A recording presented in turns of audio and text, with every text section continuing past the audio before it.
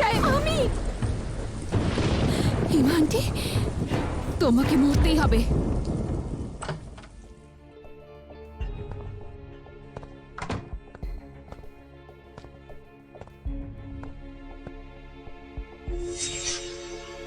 এবার মরো। তুমি তুমি তুমি কে? তুমি আমায় চিনতে পারোনি? তুমি আমাদের বাড়ি কাজের লোক ছিলে। 5 বছর আগে তোমায় কেউ ধাক্কা মেরেছিল। তুমি এখানে কি করছো? আমি শুনলাম ওনার জ্ঞান ফিরেছে, তাই দেখতে চলে এলাম। নাকি আমায় কেস খাওয়াতে এসেছে?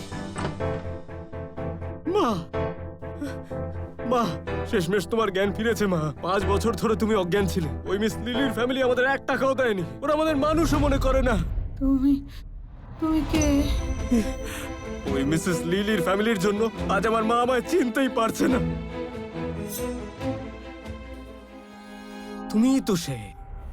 আমাদের টাকা কোথায় বলো? টাকা?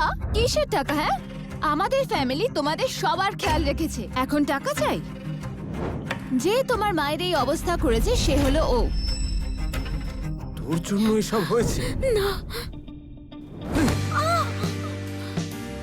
এর দাম তোকে দিতে হবে। টাকা না দিলে আমি তোকে শেষ করে দেব। থামো তোমরা। কি হচ্ছে এখানে? মা তুমি এসে গেছো। এমা আন্টির স্মৃতিশক্তি হারিয়ে গেছে, আর এখন ওনার ছেলে এই মেয়েটার থেকে ক্ষতিপূরণ চাইছে। ক্ষতিপূরণ? 5 বছরে এমআর ট্রিটমেন্টে যে খরচ হয়েছে তার হিসাব তো তোমায় দিতেই হবে। আমি কোনো অন্যায় করিনি, বুঝলে তুমি? হাঁটু গেড়ে বসো, এমআর কাছে ক্ষমা চাও, আর নয়তো আবার জেলে পাঠিয়ে দেব। আমি আমার কথার মালিক। আমি 3 অবধি গুনবো। শুরু করছি। 1 2 3।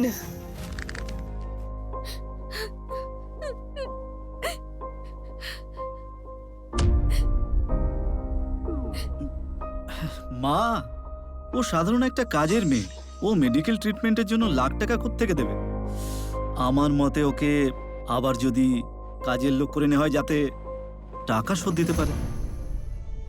দাদা, একজন অপরাধীকে আমাদের বাড়িতে কিভাবে রাখবো? এটা ঠিক হবে না। আরে বোন, ওকে অনেকগুলো টাকা দিতে হবে। ওকে ক্ষমা তো করতে পারবো না। তুই ভেবে নে, তোকে আমি একটা খেলনা উপহার দিচ্ছি।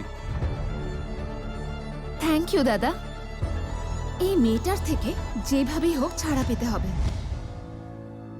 এই শোনো, 1 কাপ গরম জল আনো। ঠিক আছে ম্যাডাম। মা,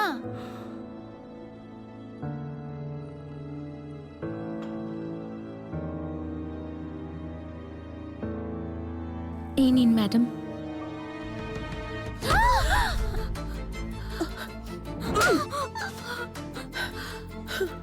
ডেজি, তুই ঠিক আছিস? মা আমি ঠিক আছি। ম্যারি, আমি জানি তুমি এখানে কাজ করতে চাও না, কিন্তু এখন যখন আছো ভালো হবে যদি আমাদের পরিবারের নিয়ম মেনে চলো। ভালো হয়েছে আমার লেগেছে। আমার জায়গায় মা থাকলে কি হতো? ম্যাডাম, আমি এরকম সবাই করিনি। এসো, ভালো করে ধরো ওকে। যদি এই কাপটা ভেঙে যায়, তোমার ল্যাংড়া বাবা আর সবজি বিক্রি করতে পারবে না। কথাটা মাথায় রেখো।